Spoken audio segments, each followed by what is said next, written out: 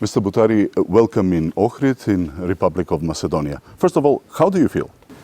Well, first time I was in Ohrid was in 1969, I think. If I remember well, it was 69 or 70. And the difference is huge. I cannot remember many things, but the difference is huge. And I had a walk around the old city, which is very, very well restored and preserved. And I saw the quay and the beautiful cafes and restaurants and bars in the quay. Well, you have all the necessary, privileges for a very, very beautiful and very, very wanted, let's say, touristic and vacationing and all these things. And apart from Ohrid, there are so many places around Ohrid. Because nowadays tourism is not a package tourism. People want to go and invent all things around, the culture, the nature, all these things. Yeah, I agree. We have ongoing confidence-building measures. How do these confidence-building measures, how do you think that they affect on the relations between two countries and two nations? Look, confidence-building measures, they're a political thing. That means that they agree on doing certain things so that the problems that always exist between two neighboring countries will be easily solved.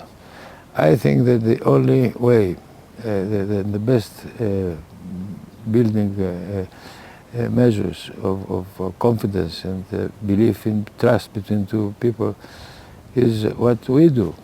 We do what we call the diplomacy of the cities.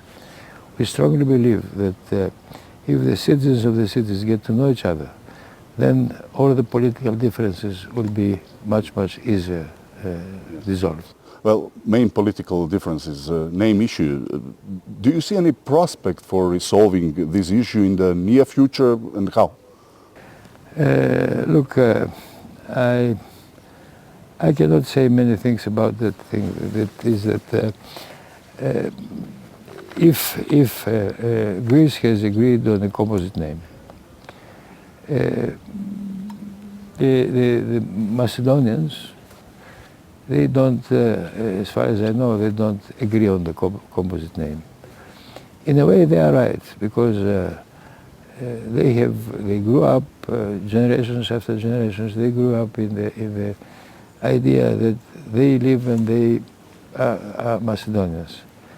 Which Macedonians? Yes, Macedonians, yeah.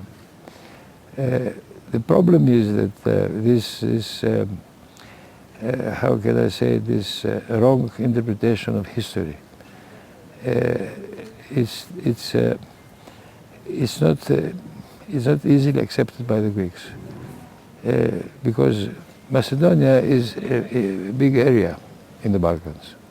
Now Macedonia, after the war, was divided in three. There is Greek Macedonia, which is the biggest part. There is Slavic Macedonia and Yugoslav Macedonia, and there is a small part in Bulgaria, small Macedonia there. So I think that either the composite word of either New Macedonia or Northern Macedonia would be easily accepted. And apart from that, I strongly believe that the Macedonians, they try to find their identity, and their identity is Slavic. So there are many, the history of the Slavic presence in the area is so beautiful and so big that there is no reason to pretend that they are something else. The history of the region is there. The history of the region is Greek, is Roman, is Byzantine, is everything. The presence of the Slavic population in the area is by itself is so big that they should be proud of that. This is my belief.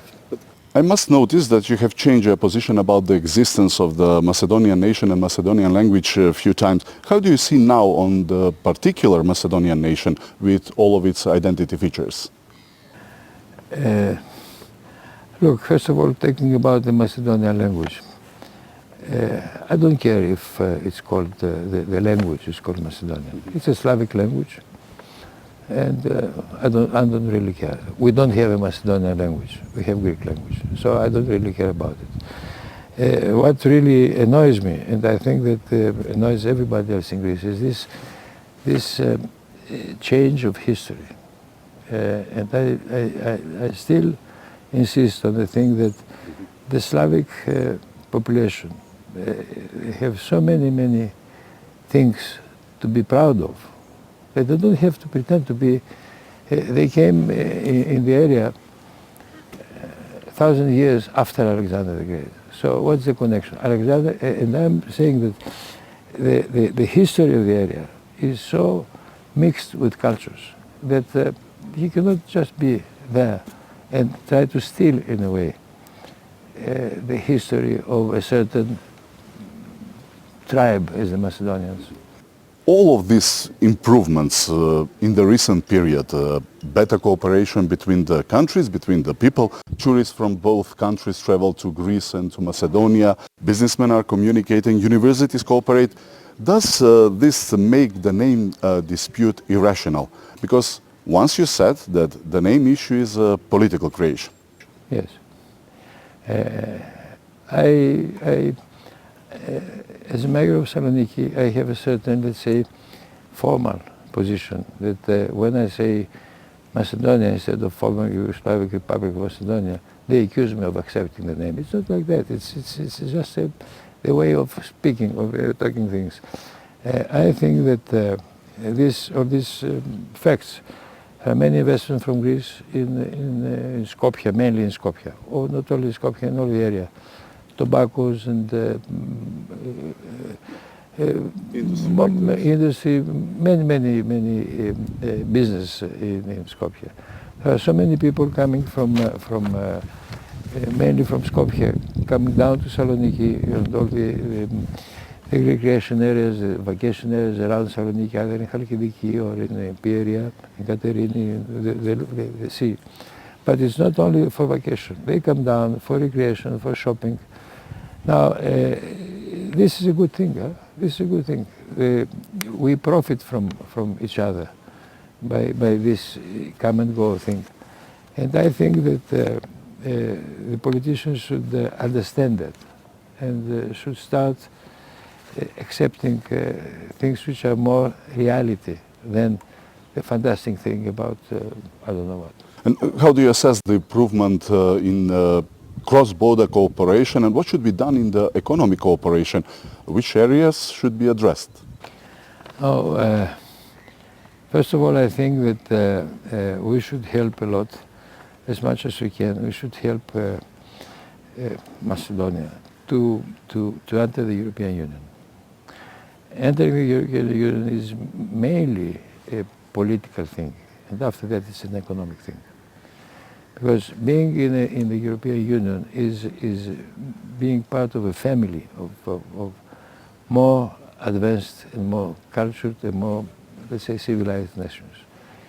If you enter in a family like the European Union, things will become much better. We will accept the same rules, we will accept the same way of doing business, of justice, of economy, of politics and things like that. There are many wrongs in the European Union, but these wrongs can be ameliorated by discussing, by sitting on a table and discussing, and mainly with compromising. Unless you compromise in life, the other way of compromising is war. And war is never a solution. If you compromise and you understand that you have a right, I have a right, and we both want to be friends, then we got to compromise. There's no other way.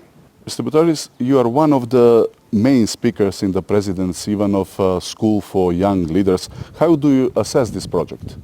I think it's very important. I think it's very important that, as far as I know from yesterday, most of the students, let's say, of the people who attend this school, come from Macedonia.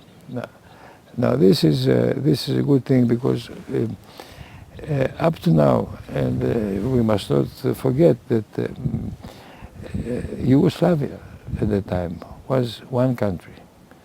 And the way Tito had arranged the whole thing, Macedonia, the Republic of Macedonia was underestimated, underrated.